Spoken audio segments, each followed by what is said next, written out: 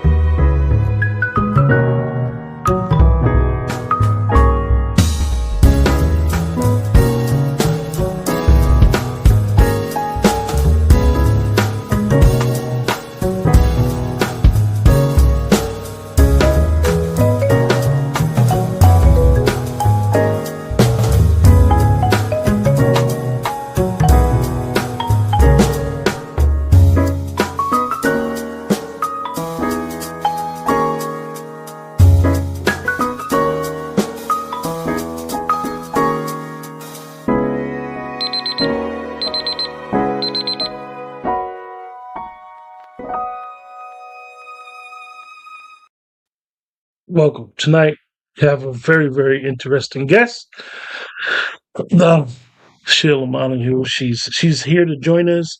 She's running for candidacy for mayor of the city of Newark, New Jersey.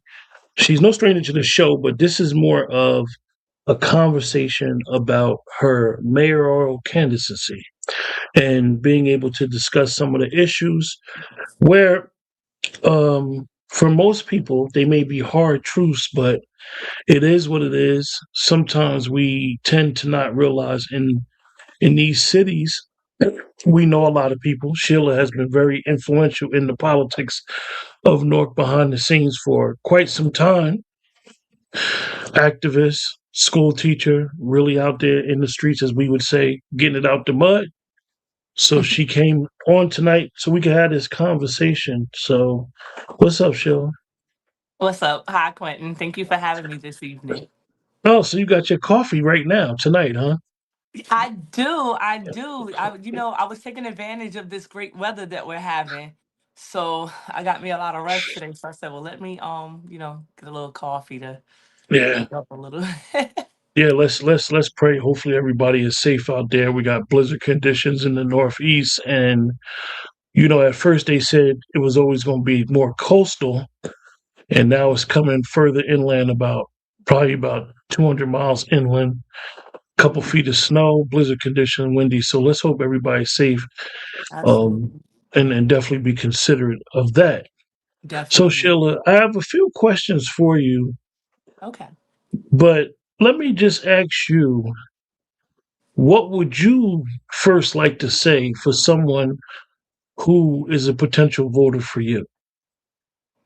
Well, that's a good start. That's a great place to start. So, the first thing I want to say is just to give thanks to you because a media presence for on the behalf of the people is so essential during these times because we really don't have that. And I think that people like yourself don't realize how important your platform is to give voice to the community by way of interviewing candidates, to get their stances out there and their platforms. So that's first and foremost, that appreciation and Appreciate acknowledgement. that. As far as the voters, this really helps voters. The more that people can share these type of podcasts, it creates an increased knowledgeable voter, if you will, because right now we don't have access to the same places that voting polls do. For example, you may see voting polls in churches and voting polls in schools, but we don't always, as candidates, have access to go there and say, okay, I like to have a community meeting here so that I can talk with, the people in the area and give them, an ear access, transparency into what our platforms are. So I think that's how it benefits the voters. Great, great. Yeah, that's polling places, and it's been a lot of discussion on the national level about the voter rolls, and I don't want to get into a national political question, but I think that as concerned American citizens who are voting, We do need to question the voting rolls locally and getting them to be very, very transparent. Because if you've ever worked at a polling station, you're not supposed to be, politicking while you're there. You're not supposed to be trying to endorse a specific candidate. And a lot of times it's controlled by the incumbent. The polling stations will be, people will be on the ground, as they say, boots on the ground, and people will be out there campaigning at the polling station. And that's technically illegal in some states. So you were born and raised in Newark. How has that lived experience shaped your governing philosophy, and where do you believe the city has fallen short of its potential? Okay, we asked that question again because it's two part. I want to make sure I hit both You parts. you were born and raised in Newark. Right. How has that lived experience shaped your governing philosophy, and where do you believe the city has fallen short of its potential? Okay, so great thing, three parts. The first thing I do want to connect with, in terms of the audience, is what you said about the voting rolls at the sites where we vote. It is still illegal to do certain things, and I want to skip to the third prong of the question you just asked. I think that is one place that the city is falling short at, because we have city ordinances that require for us as candidates not to hang things in certain places, like on for example, light poles, the PSENG poles and things like that, and they still do it anyway. And now that I see people running, I see people using the ad places for ads. You understand what I'm saying? Like for different places, like the bus stop, um certain easements and different things, but it's legal to do. But the city, when they run, they don't follow those ordinances and guidelines, and that is a direct disrespect to law. um Now, the hitting backwards, from the first part of that question, my lived experience is the exact same thing as every Newarker, and that's why born and raised from Newark means so much. It has so much value when it comes to at least myself, because I have lived the homeless situation. I was homeless when I was in the 12th grade, and that happened very abruptly. So I know what it's like to live with people. I know what it's like to for that situation to challenge your attendance at school. I know what it's like for people to have, to get displaced. And we have a huge issue of displacement going on in the city right now, in the face of people working hard to pay taxes while their tax dollars are going to illegal uh, immigrants, for example, who are coming here. So that's really a hard pill to swallow. But we are. And another part of that question, you said, I think about governing. When you have lived that experience and you have lived in that city and you have been on the ground with those types of experiences, you feel it more, you know it more. You not only can relate to it, you are it. So, No, no, no. That's. Any question? That's not a question. Go ahead, oh, Sheila. okay. Okay. So yeah, so that's what makes you qualified to lead, knowing and understanding the demographic, understanding that I am that demographic. I've been a renter here, I've been a homeowner here, I am now. I have had friends that are displaced, I've had friends that are sleeping in cars. And it's a very it's a hardship here, on several fronts. And I think it's really important that we have residential candidacy become, in the shoes of leadership, so that these issues can get addressed, and with some success, not just brought up and then fall to the wayside, if you will, if that makes sense. Yes, absolutely, absolutely. And it's good that I have some pre questions, but really the questions are to get a broader discussion. And basically, I'll just probably just ask you some things and really get a better understanding of really how you want to do this, because I know you are one person that you will plan, but you really like literally want to get out there and really help the people and the citizens of North. If elected mayor, what are the three measurable outcomes you would expect to achieve within your first year in office? Well, definitely the first outcome is, and I can't even say one comes before the other, but these are three, not necessarily the one comes before the other. Recently, there was a young man, Wali Bey, who was shot and killed by the police here, and this is a problem, across the nation in different places. And I think that we need to nip this in the bud and address it specifically here in the city of Newark, because we, work really hard to get what most people know as the CCRB, the Civilian Complaint Review Board here. And that was a process that extended 20 years. And we don't have that anymore. And because, the current incumbent mayor said that we didn't need it. And he was happy when the judge, took it away. And I think this means that we need it. There was a recent video that went viral that showed the family of this young man, trying to get a conversation with him at a local nearby bar and grill restaurant. And it shouldn't take that to have access to the mayor of your town. But it does when he's not a resident here. It does when, he hears about these incidences and don't show up physically himself.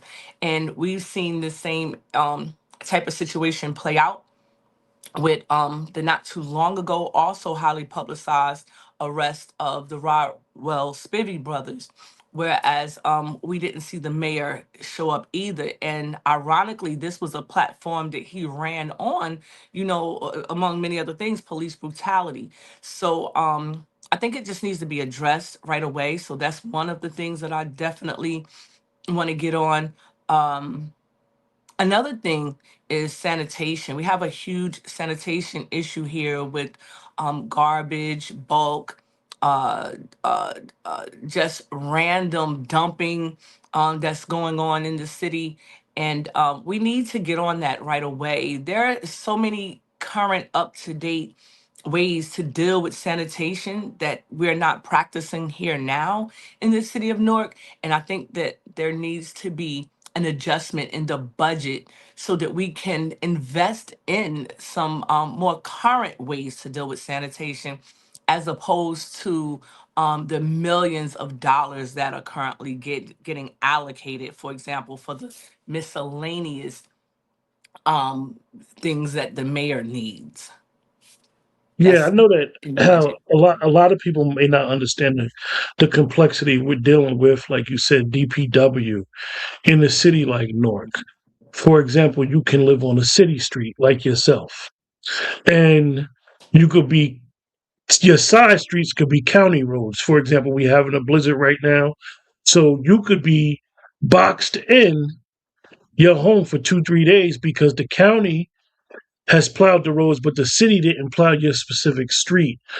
And in Essex County, I believe that one of the biggest issues is the red tape. How do you think you would be able to navigate that relationship with Joe D, who's the county exec? Like, we need to all work together and be on board on projects like cleaning up our city when it comes to snow removal.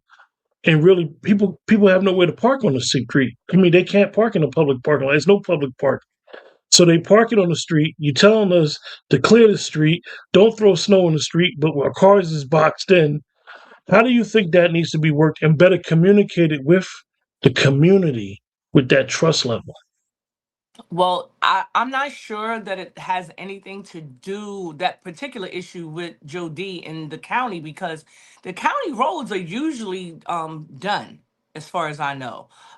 But like you said, it's the city roads and streets that seem to have the problem. And again, we're talking about just the transparency, right? The allocation of funds, where are we directing the money? Because the money is there. And again, when you see a line item that reads for millions of dollars for the mayor's miscellaneous, that money needs to go to, or at least a huge fraction of it, first of all, to the workers. We don't have enough workers. The workers that we do have are just overworked and underpaid. And that's a recipe for disaster. And that's an easy fix as mayor. Okay. Okay. Affordable housing is one of the most pressing issues in most cities. What policies would you do to try to implement, prevent displacement, and stabilize neighborhoods? I mean, you're from an area, and this is great that you're someone who could speak directly to this area. You're from an area, the number blocks, as we like to say, where most people be like, I ain't going over there. It used to be bad. It's not as bad as it used to be. It has a stigma to it. Um, far as like affordability, and then you see people buying homes there, outside investors buying homes, and then the rent is not affordable to the residents. How would you try to address that issue dealing with these outside landlords, and I mean outside investors, corporations? How would you try to address and deal with that? It's multi-pronged. First of all, with people who are coming in, the corporations, that you have to stop giving away these 30-year tax abatements first and foremost. For the developers that are coming in, for the businesses, there needs to be set asides that are already put into the contracts that include ensuring that the people who are already here are part of this new Newark. I think we all are in agreement that, we want our city, everybody wants their city to have development, right? And to be on the rise, and let's say Newark forward, right? We want that, but we want to go with Newark forward. We don't want to be left back or pushed out or displaced. And one way that we do that is by not just affordable housing, because it's the wording that we have to watch out for too. Because in general, affordable housing should mean housing that you could afford.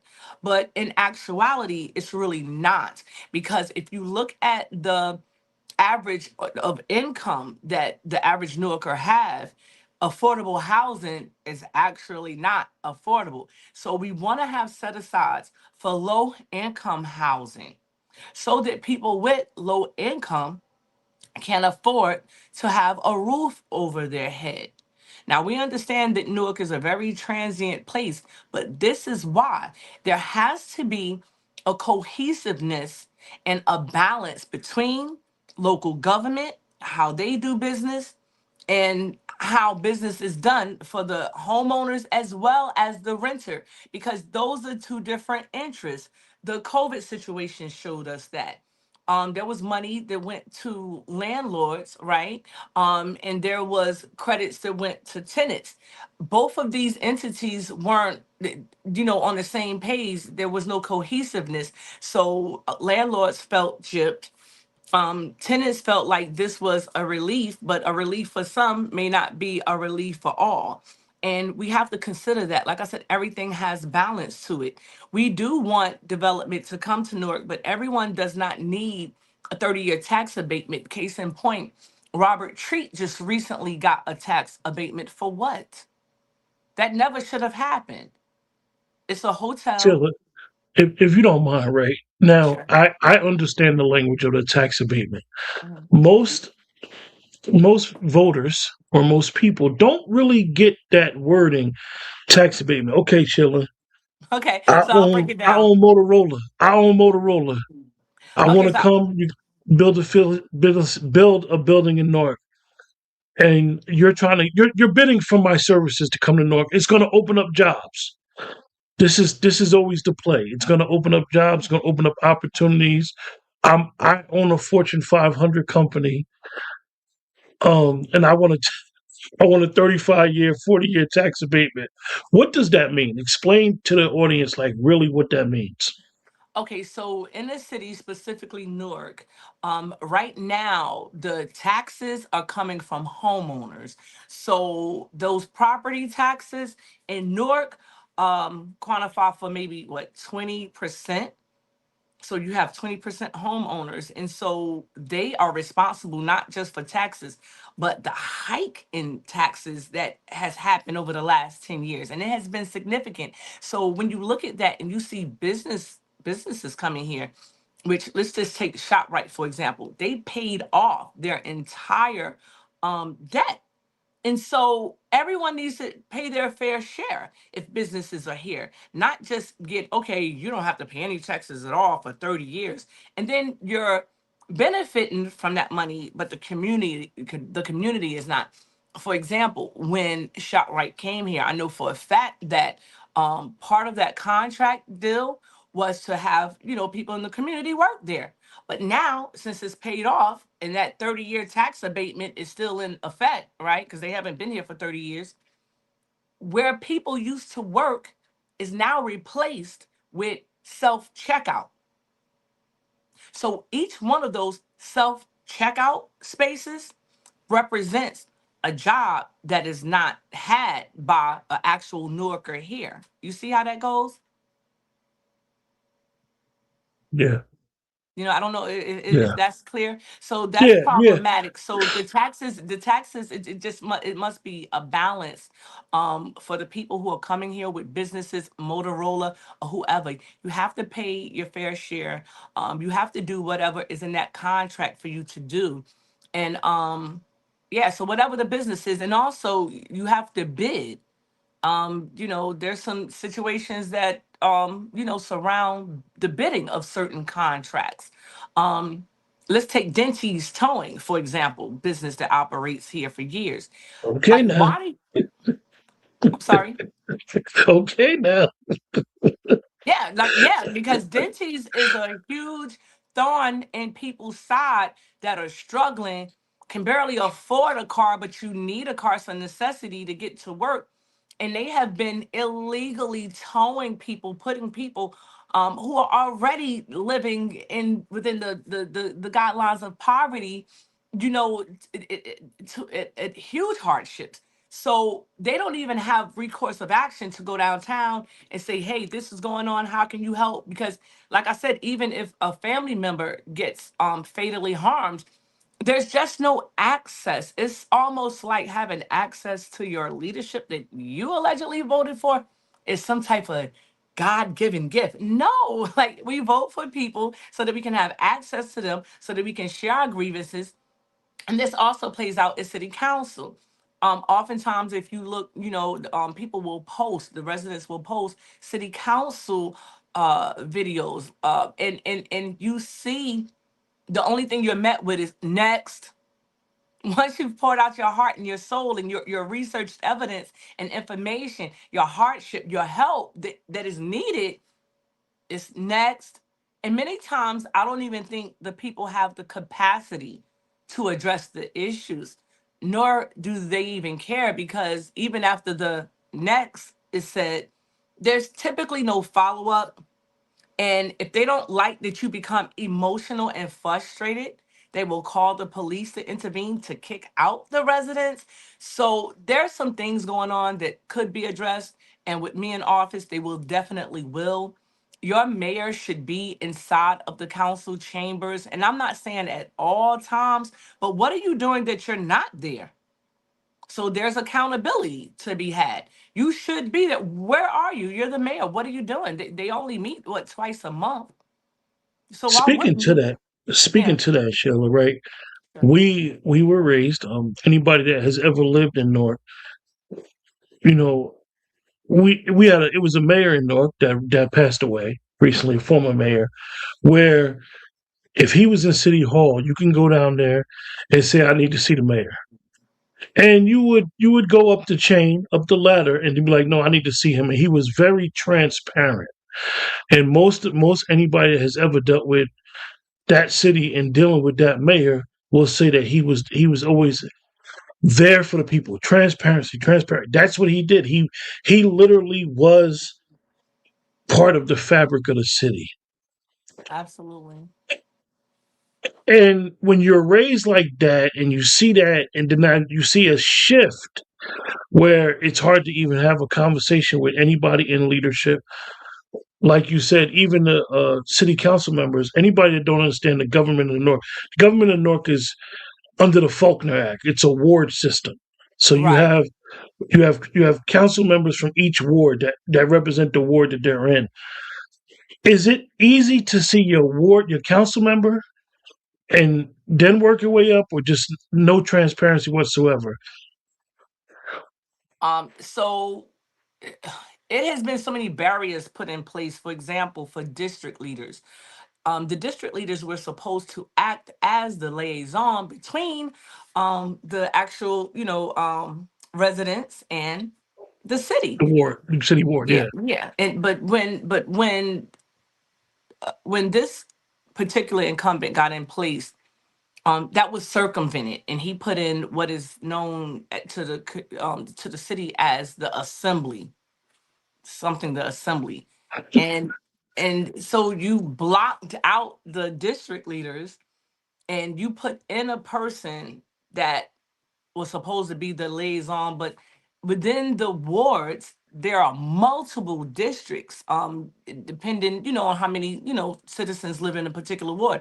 Like I live in the West Ward, so this would be the last district, which is District 49. But it's not straight 49 districts for whatever reason. It's not like number 1 through 49. So it's not 49. But this is the 49th district. Now, how they do that, I don't know the math. But at the end of the day, there should be that in place again. It was there, it was set up like that for a reason. But it just looks to be something that was done for more control, for whoever the leads are, whether it's the mayor or the council people. But what do you do with that control, right? Or like you said, it's not transparent what's going on and what's happening, because you got to remember the district leaders are people who live here in the district. So to double back on what you said about the former mayor, we didn't just have access to him at City Hall. We could go to his house. He lived here. So we could go to the South Ward. We could go over there on Wilbur, right? And say, hey, Mayor, this is going on. And he's like, what? So he was accessible. He was here. He was Newark. And we don't have that now. I mean, even when you catch this guy, the energy is like them against the community. And as long as you're with them, everything is peachy keen. But if you have concerns, they don't hear the concerns with a solution orientated mindset. They hear your concerns as, you're picking on us. Why are you bothering me? So again, we're talking about people in place who've never had a job. I'm speaking for the ward that I live in, the West Ward. Our councilman, who's supposed to be a hip hop background of some sort. I don't know more than one song that he played a background role to, but he ran on a platform of hip hop. He's constantly on tour. I don't know why you're going on tour. You haven't made a song in over 30 years. And like I said, that song, he was in the background of that one. But this is who they put in office. This man has never had a job his entire life. So, I mean, what do we expect? And it's like he doesn't even have to do anything. So, and he's running again. And so I would think, who's going to vote for him? So, like I said, there's a lot of things that are going on that we need transparency with. And that's part of the reason why I'm running. It's a huge part of my platform in terms of having transparency. And this is not anything that's being done for this particular election. This is how I've lived my life over the past several years, that I have people come to my home a lot. And it's not because I'm in position other than a district leader to do anything, but to try to guide them where they need to go for resources. Many times the resources still aren't there. People get to run around and there's no follow up. And people feel like they have no help. And even if you look right now, people don't go to the council meetings like they used to, because, again, when you share your grievance, it's not accepted in a way of, what can we do to help? Okay, well, let's try this. follow. I mean, you have 5 people on payroll as a council person currently to address the issues of the community. How is it that you can't get any of these people to follow up, to share resources, to help? And help is desperately needed here. So, I mean, those things alone um would be things that not only would get addressed, that are being addressed now. I just recently sent in legislation for the homeless situation that we have here, and I'd love to share that with you. I'm not prepared to do it right now, but I could do it. Maybe I could email you Yeah, definitely. the law that yeah, and I sent it to a few people, a few assembly people, to Brittany Timberlake, and was one of the persons, because she's been a huge staunch advocate for homelessness. And you know, when you think, just to when you think about projects like Hope Village, for example, and we see how everybody talked about it, it's like, oh wow, this is a great initiative, and then it never really came into fruition. We were told that it was for funding, but again, it's hard to argue the part about funding when millions are allocated to miscellaneous. You understand? Let So me ask you allocation of funds. from your knowledge, is North operating in a deficit right now? I don't think it's a deficit that we're operating from. I think that we are operating in a deficit, but the reason why is because of allocation of funds. Again, it all goes back to that. It's not about that we don't have the money. It's about how are we allocating the funds? What are we doing with the money? What are we creating set asides for? You know, and that is the issue that needs to be It addressed. very, very, very interesting the dynamics with when you're dealing with that ward system, because a lot of times you may have city council members and city council at large chairperson. They may think they work for the mayor, and in technicality, they don't work for the mayor. They work for that particular ward, and that's who they should be representing and getting their needs met. And you see that in certain cities with certain demographics where you have certain city council members who wield their power to get the resources for their particular ward. And it's like, hold up, what about everybody else? Nobody's really advocating for them. And you said, like you said, the West Ward city councilman, he's never he's never around. And so the thing is, right, and I'm glad you mentioned that.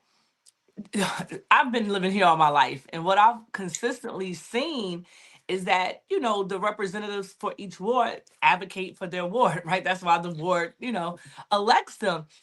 This is the first time historically I've ever seen a situation where everybody has to be in line with whatever exactly the mayor wants, and everybody just like it's like a bobblehead, you know, in terms of what it is that mayor wants. So it turns into, like you said, a situation where as people are not they're not working for the people anymore who elected them. They're working for the mayor.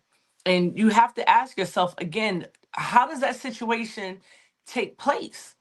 You know, that you're not advocating for what it is the people need. Like what is going on that the average person don't know about, that everybody has to be in line along with the mayor. Like, it just doesn't make sense.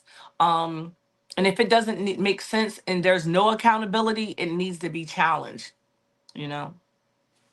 Well, let me ask you, because I know this can be a another area that's dear to your heart, but for some reason you're not supposed to be involved in it.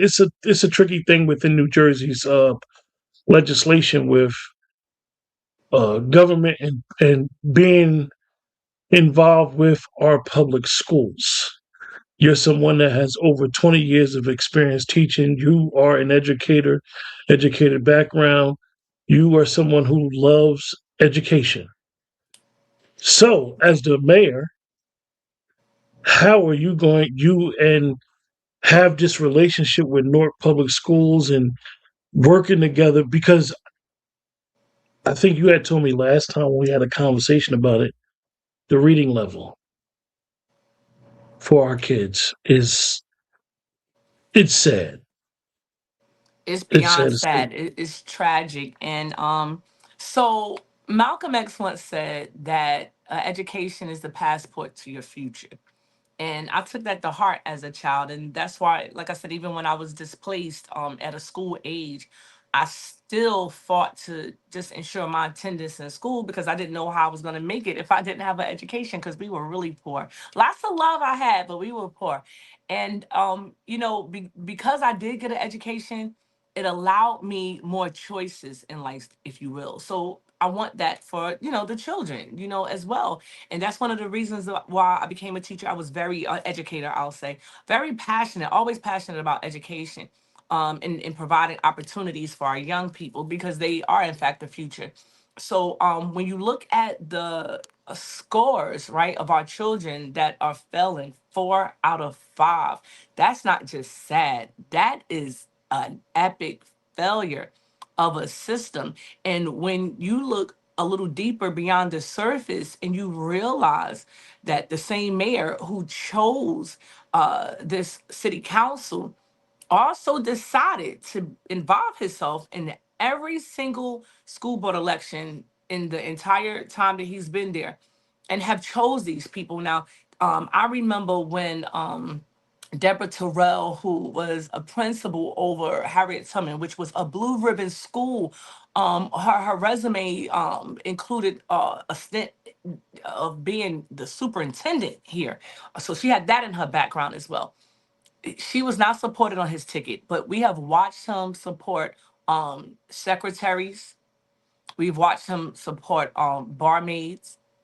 And these are not people who I'm saying that there's anything wrong with supporting, but where is the background and expertise with budgeting, right, for public schools? Like, how would these people have any type of educational acumen at all, or political acumen, or math background, or political background? Like, how would so when you see this happen for over a decade, you I mean, you can't miss the correlation between having people on the school board who, and oftentimes they didn't even have like an eighth grade diploma. We've seen these people be set on our school board via the mayor's ticket, and see that our kids are failing. And 4 out of 5 is a tragic situation. And then you're looking at the fact that, once again, we're talking about the allotment of federal funds. $1.5 billion is the budget that the school board is operating from. How are you turning out children? It doesn't make sense. Like, how are you producing children that can't read or write with over $1 billion budget? Newark is one of the top funded school districts anywhere, and you can't produce kids that can read and write on level, like to the tune of 4 out of 5 felon. That's a huge issue. And and it's things like that, right, that on a national level you wonder, why are they taking away the Department of Education? um Who's going to keep feeding that? And it's not producing anything. That's ridiculous. So if you're going to trim fat in a budget, that's something that anybody would look at. But I don't know. You have to question the agenda of your local leadership when decisions like that are made, because we've always had our best and brightest on those school board seats. I remember having people, scholars, when I was growing up on the school board. I don't want to mention anybody's name right now, but some are here, some are recently passed away, a few. Um, but I mean, if you live here, you know. And we've had scholars to hold those positions. And we turned out a lot of college students. We've turned out doctors, lawyers. We've had great programs. I've benefited from them. They helped me get into college. And that's not what we have anymore. And again, you see that same energy of when you bring incidents to them, there's no follow-up. Like, case in point, I brought up an issue not too long ago on the high school that's in my ward, a couple of blocks away, having a buns and basketball event where girls weren't dressed appropriately. It was like a locked door porn event. And again, if we can't come in as candidates and have community conversations with the parents, How is it, who okayed that, right? And so we know that it got a head nod from the current councilman, or at least we all suspect it did. But again, there's no transparency, and everybody's trying to act like they didn't know. Because I made it public to the community, it ended up not happening. But had I not done that, and then it was even told to the kids, oh yeah, it was this parent in the community who, she said something, so now we're not having it anymore. You should have never been having it in the first place. But when I shared this sentiment to the school board, they never followed up. They never said anything. No one ever got back. I never saw the mayor speak publicly on it. How? How does that happen? That's total exploitation of our young women. How does that happen? It shouldn't happen, and that's one of the many reasons why I see fit to run. And I'm glad many other candidates in the city feel the same way. When you see that now, we know that this high school is not too far from your residence. When you see that, and you're somebody who's out there advocating for people, able to go to city council meetings, what do you think about the other residents that aren't as active or don't have the time to go to these meetings? Do you think they just what you think their relationship or their thought of city hall is? Like, is it a disconnect? Like, you know what, whatever they got going on down there, I'm just trying to make it every day and get through. Well, no, I don't think it's that at all, because a lot of the information that I have, and I have a lot, if you listen to me, I kind of go live regularly with my coffee and conversation. And I'm really active. And it's not that. A lot of people charge apathy, but it's not that, like, so Newark is a town where the residents, like I said, are not getting the benefit of the federal funds that are coming here. The money, I want to say, is being mismanaged, but it's being intentionally mismanaged. So anybody who challenges that, anybody who challenges the accountability that should be in place, there's hard retribution publicly for that person that can be metaphorically compared to a lynching, if you will. Mm. I'm a walking example of that. They will take your job illegally. They will take your car. They will take your home. They will make a phone call and get your water bill or your light bill, looking crazy. And people can't afford that. People are just barely making it. And many are not. Like I said, I have many friends that are sleeping in cars. Like, so people are barely making it. So with that type of threat, that's what's holding people back from saying the things that need to be said. It's not apathy, and it's definitely not they don't know.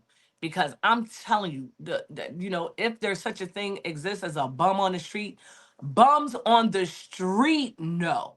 Like, they stop me on a regular basis. People who I see that are just like kind of like streetwalkers who spend their day, drinking, and you would think like, oh, they don't know what's going on politically. Oh, not only do they know, they have been the direct professors schooling me on a lot of the events taking place that I didn't always have the same vision to see, from that POV, that point of view, if you will, that they see it from.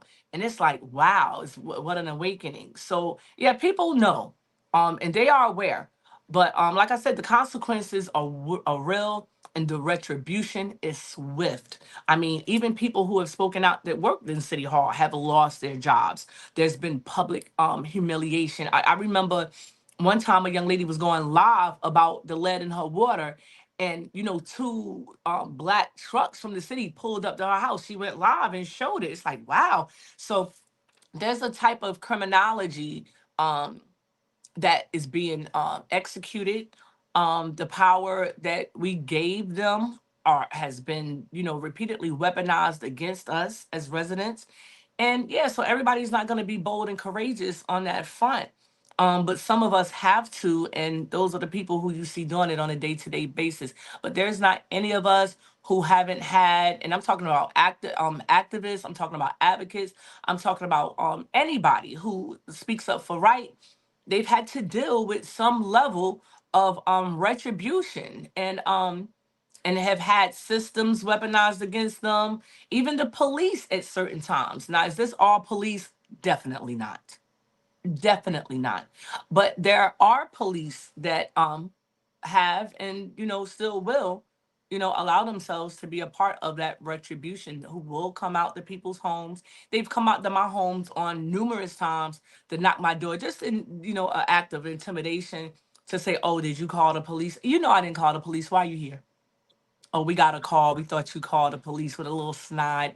And it's like, those are the very real circumstances that we're living in Newark. And like I said, for me, it's a lived experience.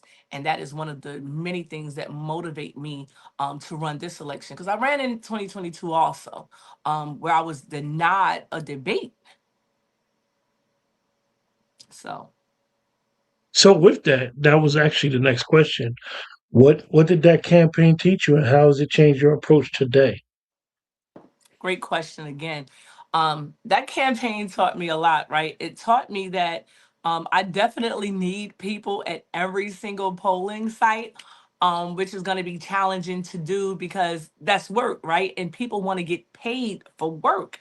And people don't understand that the necessity in working for free, if you're working for liberation and if you're working for having somebody that represents you, because many people don't understand government per se. It's like some people don't know the governor from the president, from the mayor, the councilman. Some people don't know who their district leaders are. They don't know what a district is sometimes, but they know when they're not being treated right. So what I've learned is that I have to just continuously always be reaching out to people, talking to people, making sure they understand at least minimally that they need to be actively involved. I have to assess what their issues are and to give them the tools to be active, to change their own path in the city, right, by being involved.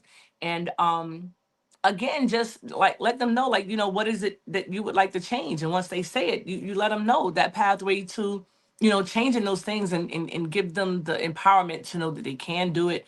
But I've also learned that I'm not going to wait till, because I didn't realize that we weren't going to have a debate. Historically, we've always had debates.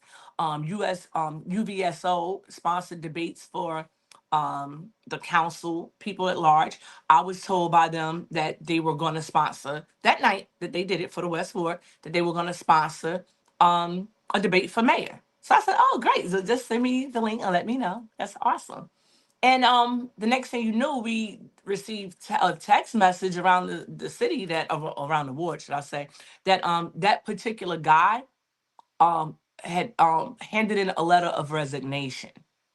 And it was because he had got intimidated that night to, under no circumstances, host a mayoral debate.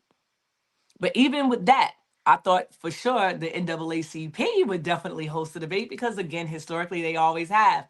Once again, crickets, no debate. Other places like WBGO, no debate. Dead on arrival. So I didn't realize until the last minute, like, wow, we're really not going to have a debate. This is insane. And then on top of that, I wasn't even getting publicity in the local newspapers because they're very biased. They have been, practicing very biased news reporting. And especially as it comes to me, I'm a person who speaks truth to power. I'm a person who challenges the system for right and wrong from a moral standpoint, as well as a moral obligation, right? That people who represent us have. And I think that we've all sat witness, even on a national level as well as local, to how the newspapers are being biased in their reporting. And at one time, they were even continuously mentioning by name people who were candidates allegedly, but never even made the ballot. I was the only one that made the ballot, and they still refused to say my name. And if they did, they would make it all the way at the bottom. It's like a little one line thing. But they would make the article about people who said that they were running. Now, how can a person say that they're running if they never made the ballot? So there's been a bias there, and we've seen that even with this election, we have lots of people running, but there's only one person who I've seen that they've actually had an article to come out with that person's name, and I think the person probably had a connect because they sat, on city council before formerly. So I think they had to connect to be able to do that. But and that's why I started, the show just acknowledging you and your bravery and your dedication and commitment to the people by having and hosting this platform so that we can get an opportunity to get our platforms out there. One last question before we wrap it up. If Newark voters are comparing you to other candidates, what is the clearest distinction you want them to understand about your leadership, priorities, and readiness to govern? Okay, so leadership, priorities, and readiness. Okay, so I'm gonna go backwards with this. So my readiness to govern, that's different from other candidates that I didn't start anything that I'm doing now. I have been an advocate in this city straight for at least 13 years. I have never paused. I have never stopped. I've been on the ground for whatever protest, whatever legislation, speaking truth to power, holding accountability, holding the people in position accountable.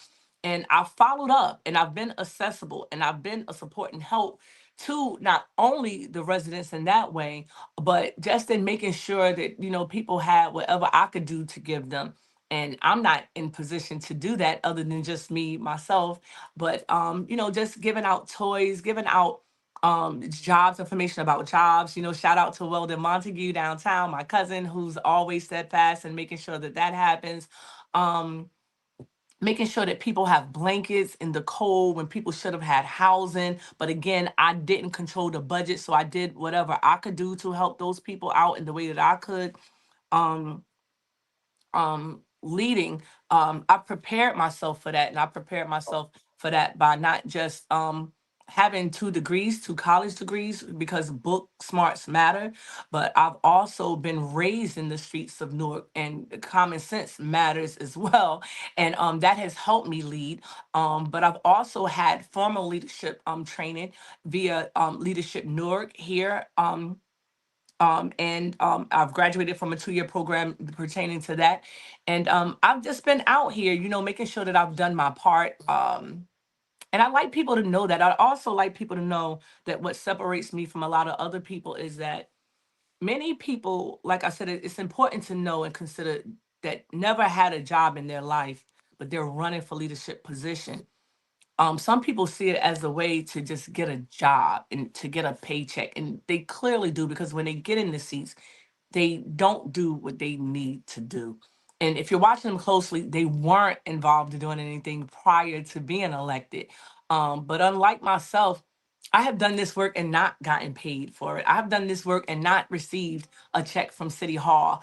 I have done this work and not, been to any of these events where I want to say like laugh and joke with them, because a lot of people don't know in front of the cameras people will, share concerns, but they don't, after the cameras go off, it's like they, communicate with them like they're friends. I'm not here to be a friend. I'm here definitely on board to collaborate. I'm definitely here and on board to look at legislation and to vote on behalf of what is best for the people. And when you're supporting the corporations here, because you are the mayor for them too, to make sure that there's balance between the corporations that are here and the people, and to make sure that Newarkers are first, and especially the native Newarkers, but even Newarkers who are coming here that are paying taxes from other places. But when you talk about governing illegal immigrants instead of encouraging them to become a part of the city the right way. We welcome immigrants here. We always have, but there has to be a balance. There can't be taxpayers' resources going to those people in the very unbalanced way that it is right now, whereas there's so many native Newarkers here who are displaced and don't have anywhere to go and don't have a person to share their thoughts and protect their interests and fight for their rights. And so that can be changed. And if we change that and we change it together, we don't need anybody to serve us. We can serve together. And that's why my slogan is Together We Serve. Well, great conversation, Sheila. It's been a pleasure having this conversation with you. Thank you. And we look forward to that day in May when things go down. I know it comes fast. Really, Yeah. like I said, Newark is at a very critical moment, and it's a lot of voiceless people that's not being heard. And I know you've been an advocate out there, mixing it up with the people numerous times, and you back at it, ready to serve, ready to be that daughter of Newark and show them that you can lead with responsibility, Mhm. transparency, and with some dignity and respect. Absolutely. With that, everybody take care. Remember, the best way to support the channel is to like, share, subscribe. Take care. Have a great night.